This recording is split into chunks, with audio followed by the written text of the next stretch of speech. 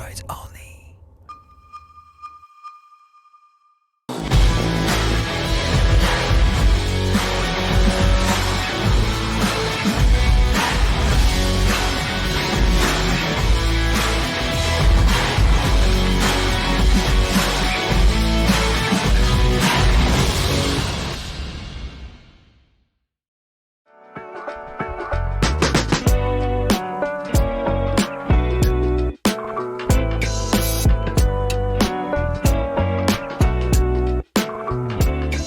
Souvenez-vous, nous sommes au milieu des années 90 et Suzuki sort la SV650 première génération.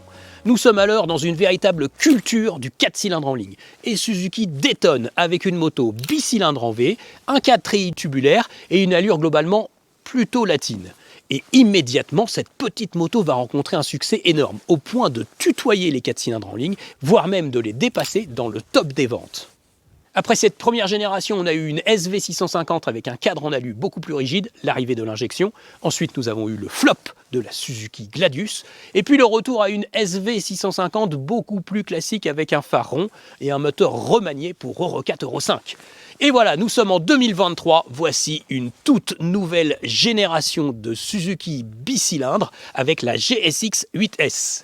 Alors nous sommes dans le sud-est de la France, je suis verni parce que en plus je tourne avec Adrien pour la première fois sur Motor Life. Et malgré cela, il y a un temps plutôt maussade, très froid, limite neige fondue. Franchement, je vous le dis, il fait froid. Mais c'est pas grave, on va quand même essayer de bien tester cette GSX 8S. Allez, c'est parti, immersion.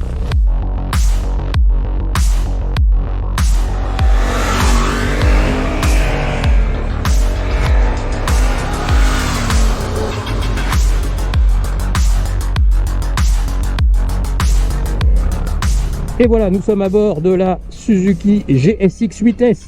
Ouh, nouveauté majeure de 2023.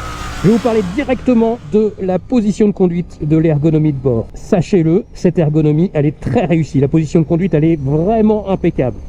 J'ai parlé avec mes collègues qui dépassent le 1m80 et ils se sentent aussi très bien à l'aise à bord.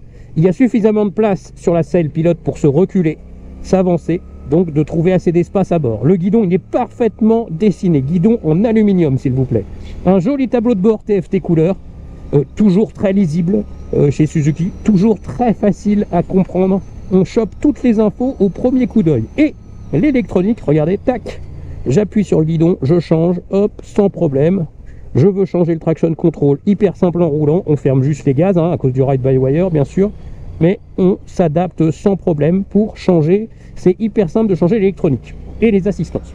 Ensuite, on découvre une moto qui est très naturelle de prise en main, avec notamment un train avant qui est franchement hyper limpide à comprendre, très progressif lors de la mise sur l'angle, très précise à ce niveau-là. On sent la longueur un peu de la moto, parce que parmi cette catégorie de roadster, cette moto est un petit peu longue en fait, et avec une géométrie un petit peu ouverte, elle vise la stabilité. Et bien ça c'est super bien, parce que du coup, dans les évolutions sans trop attaquer, elle est très stable et elle se place très bien. La monte pneumatique Dunlop Road Sport 2 participe notamment bien sûr de cette rondeur à la mise sur l'angle. Voilà. En ce qui concerne justement ces pneumatiques, le mystère Dunlop, oui, Dunlop Road Sport 2. Pourquoi? Parce que très souvent j'ai critiqué ces pneus-là. Ils sont très souvent critiqués dans la presse. Là, ces pneus-là, ils bénéficient exceptionnellement sur cette Suzuki GSX 8S d'un compound, donc d'un mélange chimique un peu amélioré. Et c'est vrai que sur le sec, ils font le boulot. On n'a pas de retour d'information. Ils sont un peu avares de ce point de vue-là. On ne ressent pas trop ce qui se passe sous le pneu avant. Il n'y a pas énormément d'adhérence en perception au niveau du pneu arrière, mais ils font le boulot. Donc sur le sec, ça va bien. Dès que c'est mouillé, ils refroidissent énormément. Et là, on perd de l'adhérence de façon assez conséquente. Donc, les Road Sport 2, ça le fait. Ils font juste le job sur cette moto-là. Dès que vous en aurez l'occasion et qu'ils sont usés, vous allez passer sur des pneumatiques haut de gamme qu'on retrouve chez nous en Europe. Et là, vous allez retrouver une moto, je pense, qui va progresser de façon indéniable au niveau du grip. La moto est donc très facile de prise en main avec une partie ici qui est plutôt limpide. Là, regardez, hop, un petit rond-point, deuxième. Ça tourne hyper bien, c'est hyper facile. Et on repart, hop. Et là, un petit coup de shifter, 3, 4, et voilà, et ça le fait bien. On remarque aussi un travail des suspensions, parce que nous avons fait des routes bosselées en début de parcours. Et là, l'amortisseur, eh bien, il a avoué ses limites, bien sûr, mais pas sur le début de course. Sur le début de course, il travaille. Voilà, il a une bonne consistance hydraulique sur le début de course. Alors, à noter que le comportement va changer quand il fera plus chaud, parce que là, en fait, 5 degrés, limite la neige, il fait froid, et donc les suspensions, elles se figent un peu. Mais malgré tout, malgré ces températures délicates en semi-altitude, eh bien, les suspensions, elles travaillent pas trop mal. Donc, c'est plutôt satisfaisant. Freinage, on a des étriers radio, Nissin, un ABS de série, bien sûr. On peut déclencher l'ABS, notamment lors de la mise en température des pneus, parce que le Roadsport 2, il a un petit peu de mal à chauffer. Sinon, le freinage, il est plutôt efficace, suffisamment puissant. C'est vrai qu'on aurait préféré peut-être un autre mètre cylindre de frein, là, voilà, pour avoir notamment un meilleur feeling, notamment quand on essaye de doser le frein uniquement avec un doigt, voilà, avec l'index, hop. Eh bien, c'est pas un freinage de Street Triple RS non plus, quoi. Mais bon, la moto est moins chère, quand même. Le moteur, oh oui, on en vient à ce moteur de la GSX 8S, moteur qu'elle partage totalement avec la nouvelle Suzuki TL800 V-Strom. Donc c'est un moteur qui est vraiment élastique, en fait, hein. Donc il est plutôt souple, on peut rouler à 80 km/h en 6ème. Il reprend, il accepte de reprendre. Et ce qu'on remarque, c'est que ce moteur est très élastique sur une bonne partie de sa plage de régime. On a suffisamment de couple entre 2500 tours minute et 7000 tours minute. Et après, il allonge jusqu'à la zone rouge, en fait. Il ne rechigne pas. Attention, c'est un moteur qui est très linéaire. Donc, c'est vraiment un comportement élastique et linéaire. Donc, on n'a pas de crête de puissance, comme peut l'avoir la Hornet, par exemple, notamment à haut régime, parce que la Hornet, elle pédale presque comme un 4 cylindres à haut régime. Et puis, on n'a pas non plus cette crête de couple à très bas régime, comme le moteur CP2 Yamaha, qui lui, justement, hop, tout de suite, vous apporte beaucoup de couple en bas. Bah là, non, c'est un moteur élastique, en fait. Alors, ça gomme un peu les sensations, c'est vrai. On n'était pas tout à fait d'accord avec tous mes confrères, puisque certains d'entre eux disaient, il est trop lisse ce moteur. D'autres pensent, non, il est rempli, en fait, ce moteur. Il est coupleux, il est rond. Moi, je suis assez d'accord avec ça.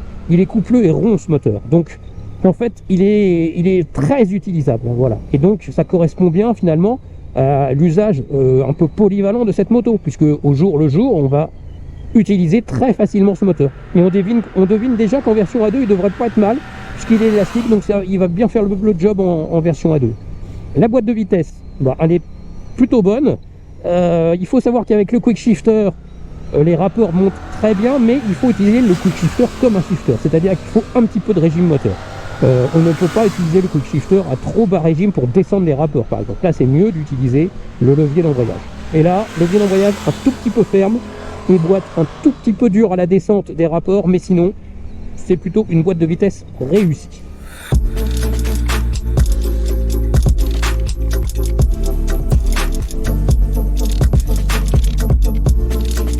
La Suzuki GSX 8S, 100% nouvelle, s'ajoute à la gamme en 2023 sans remplacer ni la SV650 ni la GSX-S 950 à moteur 4 cylindres en ligne. Suzuki a dernièrement ouvert une nouvelle unité de production au Japon pour la fabrication de la plateforme 800. Les SV et GSX-S 950, homologués Euro 5, peuvent ainsi poursuivre leur carrière. La GSX 8S présente une belle qualité de fabrication, conformément au nouveau positionnement de Suzuki qui fait monter en gamme sa production. Le stator est par exemple bien mieux intégré que sur la concurrence, les différentes parties de l'habillage sont rigoureusement agencées, alors que les carters moteurs sont magnifiques. Toujours chez Suzuki, des belles platines latérales et des repose-pieds sportifs crantés, parfaits pour bien sentir les appuis. Le motoriste japonais s'est aussi plutôt bien sorti de l'intégration de la célèbre marmite d'échappement sous le moteur. Ça reste discret et la finition n'est pas bâclée, à l'inverse de certaines concurrentes. Nous regrettons un aspect trop imposant du système de refroidissement sur le flanc droit, l'absence de température ambiante ou toujours l'espace si réduit sous la selle. Le moteur, un 8 cylindres parallèle calé à 270 degrés, comme sur les concurrentes majeures, Honda Hornet et Yamaha MT-07, il affiche 776 cm3 pour 83 chevaux et 78 Nm de couple, soit des valeurs intermédiaires entre ces deux rivales naturelles. Signalons que les deux balancés d'équilibrage annulent toutes les vibrations, avec des rétroviseurs jamais brouillés à la clé, la boîte à air logée sous les fesses du pilote, une disposition originale pour la catégorie, ne participe malheureusement pas à l'ambiance de conduite à l'accélération. Côté électronique, le traction control ajustable, tout comme les modes moteurs, apporte un plus en agrément. Le mode moteur A s'avère toutefois trop brutal. Pas facile pour faire des wheelings. De nombreux autres points sont abordés par Christophe dans l'essai en ligne sur moto-station.com.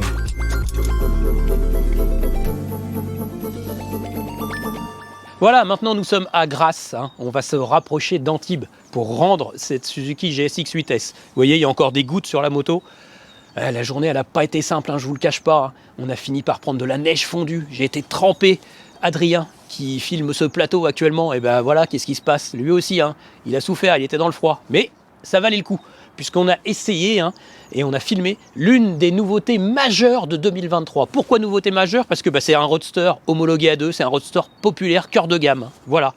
Et puis ça fait plaisir, parce que Suzuki revient au premier plan cette année, avec le Trail 800 Vestrom qu'a essayé Mehdi, et avec cette GSX 8S qui vient dans la catégorie de la célèbre Yamaha MT-07 et de la nouvelle Hornet.